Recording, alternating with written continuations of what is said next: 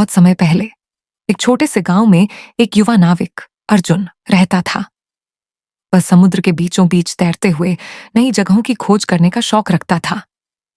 अर्जुन का सपना था कि वह एक ऐसी द्वीप को खोजे जो लोगों के लिए अज्ञात था और वह इसके रहस्यों को उजागर करे। एक दिन अर्जुन ने अपने छोटे से नाव में सवार होकर समुद्र की यात्रा शुरू की। उसे एक पुरानी मान्यता के बारे में बताया गया था, जिसमें कहा गया था कि एक गुम हुआ द्वीप है जो कभी समुद्र के मध्य में उभर कर दिखाई देता है, लेकिन बहुत समय तक फिर गायब हो जाता है। अर्जुन ने अपनी यात्रा जारी रखी और एक दिन समुद्र के बीचों बीच उसे कुछ अजीब दिखने लगा। उसके सामने एक हरा भरा द्वीप उभर आया था जिसे वह पहले कभी नहीं देख पाया था।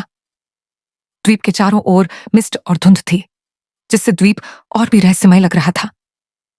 अर्जुन ने साहसिक कदम बढ़ाया और द्वीप पर उतर गया।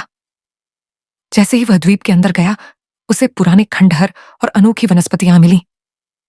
द्वीप पर कोई भी इंसान नहीं था, लेकिन वहां की हवा में कुछ खास था, एक रहस्यमय शक्ति। अर्जुन ने बहुत सारी खोज की और जल्द ही उसे द्वीप के एक बड़े गुफा का पता चला। गुफा के अंदर एक अद्भुत खजाना था, लेकिन उसमें कुछ रहस्यमय निशान भी थे। अर्जुन ने उन निशानों को ध्यान से देखा और समझा कि यह द्वीप एक समय में एक बहुत ही शक्तिशाली सभ्यता का हिस्सा था। द्वीप की गुमनामी और उसकी रहस्यमय शक्तियां इस सभ्यता की असाधारण कहानी बताती थीं। अर्जुन ने गुफा से कुछ प्राचीन पथ चिन्ह निकाले और द्वीप की खोज को समाप्त किया। लेकिन वह जानता था कि इस द्वीप की रहस्यमय शक्ति को अब तक कोई नहीं समझ सका था, और उसने तय किया कि वह इसे सबके सामने लाने से पहले इसके रहस्यों को और समझेगा।